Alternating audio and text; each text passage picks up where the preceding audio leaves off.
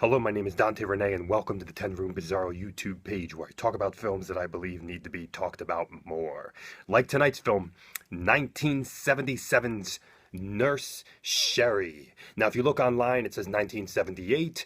The back of this Blu-ray by Vinegar Syndrome says 1977. This is Al Adamson's Nurse Sherry. Look at that, a beautiful, amazing, just awesomely sexy artwork and creepy at the same time. This went by a couple different titles, like The Possession of Nurse Sherry, and also, as the DVD says, Killer's Curse was the other, with an alternate kind of artwork there. And here's the back of it, with some screenshots from the film. Look at that one. That's a wild one, huh? This is Nurse Sherry, 1977, 1978. This is put out by Vinegar Syndrome on Blu-ray and DVD. I purchased this, the price for this thing is, I think about, gosh, I don't even remember half the time, but about 15, 16, 17, depending on where you get it, up to 20 bucks, whatever. Never heard of this film before. This is a very unknown and rare film, and they have put it out on Blu-ray right here, folks. Let's get into Nurse Sherry. And there is alternate cover on here. I showed you the other DVD for the alternate title as well. Nurse Sherry is such a unique film. It is a film that mashes up a few different things here. Some sexploitation, some nurses types of genre within sexploitation. We also have occult, supernatural, possession, and even a bit of action exploitation, a bit of blaxploitation as well. It's a very, very unique and weird mashup of a film, and it's in, I mean, the story is weird, but it's also in the way the movie is made and the way that the story is carried out that also carries out this weirdness and bizarre quality to the overall film. Essentially we have a cult in this film of sorts, a religious cult, and devil worshipping, something dealing with the cosmic universe as well, I think. Some very sexual nurses, and some, interesting kind of romantic relationships, and then kind of colliding that with a form of possession that's done in a very unique, stylistic way. Let's get into 1977's Nurse Sherry right here, folks. First and foremost, I want to talk about the music. This is a film where I would say about, oh my gosh, maybe 98% of the movie has music happening while it's going on and while there's dialogue going on. This is a very musical film. The score, the main theme of the film, which you'll hear in the opening credits, is nothing short of amazing. Like it's the epitome of dark, creepy, Twilight Zone, late at night, almost a bit of that low budget sci-fi, late at night, 3 o'clock in the morning, what the hell's going on?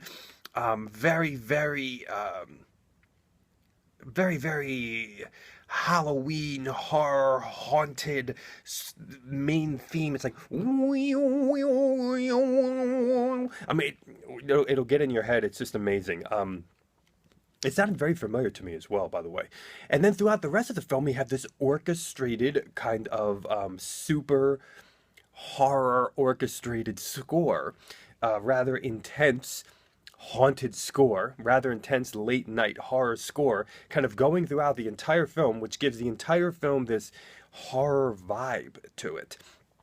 And definitely a weirdness in the way the music is used sometimes and on the scenes that it's used with sometimes as well.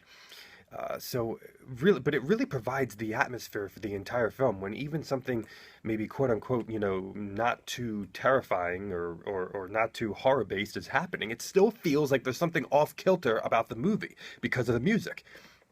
And this really carries into the style of this film, because we're mixing up some very weird qualities. I mean, there's this, I sometimes talk about low budget space And there's this space in the film, as people are walking, as cars are driving, as people are in the same room together.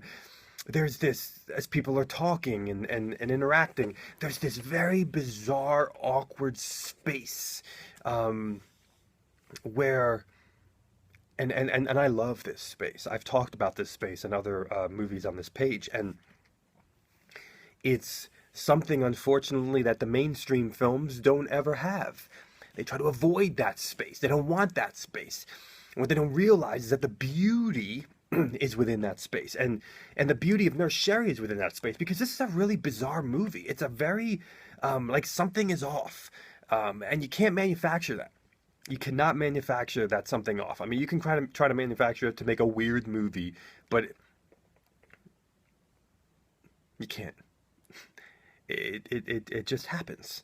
It happens in that lower budget space or something. And we have, so I mean, you watch this opening title credit sequence and you're like, what the hell is what is going on here? I mean, do we have some animation in this film? What is this green stuff? What is it? What's going on in this? If you watch this movie on a big screen, which I recommend highly, if you have a projector, if you just have a big screen TV, turn off all the lights in the room, and you have to watch Nurse Sherry on the big screen, because it is so just visually stunning at times, and with these weird effects and psychedelic at times. There's just one sequence that's very psychedelic and very kind of visually stimulating, and it looks unbelievable on a big screen because it really sucks you in. Almost feels a bit like some hallucination of sorts. And on the big screen, I mean, you really can get a level of uneasiness and disorientation.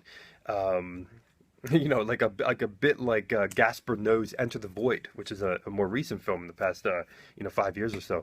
But this is quite stunning. I mean, we have some weird types of effects going on in this film, some green, almost looking animation type stuff, interacting with the real world.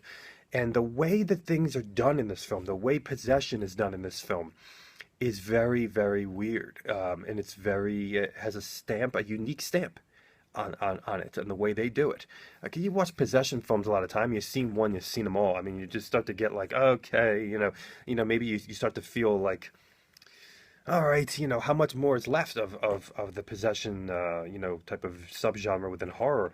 Well, when you watch Nurse Sherry, there is more left. I mean, the acting is weird, the interactions are weird. They do this thing with a possessed kind of audio voice, which is also equally weird. Very bizarre types of flashbacks in this film that kind of, when characters are having discussions about something that previously happened, the way that they go back to that and the way that it affects the pacing and the time frame of the film is very jarring, and it's just not done. I haven't seen it done like that before. I mean, it was like really, like, at one point I was thinking, oh, wait a minute, is this actually happening? Like, then you realize, oh, no, this is just a flashback. There's lots of trust in the viewer in this film, which I think is awesome. The way the film starts is kind of like, what the hell's going on, a bit of like a cult activity of sorts. Some really wild editing in this movie, in that one psychedelic sequence. We also have some bizarre car rides, a crazy, weird car chase scene in this film, especially the reasoning behind it is quite weird. And it looks like, I mean, it was quite dangerous, actually, the car chase in this film, for seemingly a lower budget movie in the late 70s. It looked like a pretty freaking crazy, like, I wouldn't want to be the stuntman in this car chase. There was some, especially near the end of it, was kind of nuts. The twists and turns that the movie takes as well are quite weird. The conversations are like otherworldly sometimes, and the characters are also. There's this really, really just awesome 70s house in this film. You'll see near the latter portions of the film, the wallpaper just goes everywhere. It's freaking everywhere. It's even on the shower on the shower door. There's wallpaper everywhere, and the lamps, everything, just pure 70s. The interesting thing is that, obviously this film was, it looks like it was filmed in California. I see some California license plates. But then if you look closely, at other times it looks like it was filmed in the winter on the East Coast, if you look at the trees. And then in those scenes, it looks like the license plate is not California. It's not, it's not that color of the California license plate. But then whatever the state is on top is blocked off. Very, very weird. I noticed that during the film. Now, in terms of the sexuality of this film, this is a film that's pretty sleazy without like a ton of nudity. Okay, there's really only one nude scene in the film, and it's from a black woman, which is also equally like amazing because you just don't typically see stuff like that before. And a black woman with big areolas and really nice sized breasts that are not just shown bare, but they're also shown in the climax of the film, just behind a shirt that's seemingly braless. And the sexuality of that and the sleaziness of that scene, especially in a graveyard, is very, very sleazy Halloween kind of. Very, very interesting. And we also have just a ton of sexuality in the film without nudity in the camera. Some of the sexual situations are very sleazy, implied oral. What's going on in this hospital is quite orgy-like and quite sleazy. We also have just big breasts and, kind of tight shirts and just the whole nurse sexploitation vibe in this film as well. And Nurse Sherri really shows how you can have a sleazy film without much nudity. Now, in terms of the horrific aspects of the film, we do have some blood, especially near the climax of the film. There's some very well placed blood, even atmospherically, in a bathroom, which was quite kind of disturbing to look at, and some blood, kind of placed throughout the film. But there's those kills are not quote unquote gory. Okay, you're not getting gore shots, but they're violent. And I will say that there are some pretty cool makeup effects in here for a dead person, and there's also a couple jarring, scary scenes in here near the last 20 minutes of the film, like kind of creepy and kind of scary. The people I was watching it with, some of them were like kind of jarred at some of the scenes in here that kind of take you off guard audibly and visually. So there's a couple like pretty scary, like sequences in here that you're not expecting, and that kind of tie into the atmosphere of this entire weird genre mashing haunted film. This is Nurse Sherri, 1977, 1978, around there. Here it is, folks. This is a really weird one, a real wild one. What a great movie that was just unheard of previously. Thank you so much for watching the 10 Room Bizarro YouTube page. Please feel free to check out all my other reviews on here: exploitation, sexploitation, X-rated, horror, weird, surreal, underground, even a movie with Keanu Reeves and Lori Loughlin from the 80s. Everything, folks. Thank you so much. It's whatever I want to talk about that I think needs to be talked about more. Check out my own personal films by Googling Apartment 1014 Films. Thank you so much, and have a great night.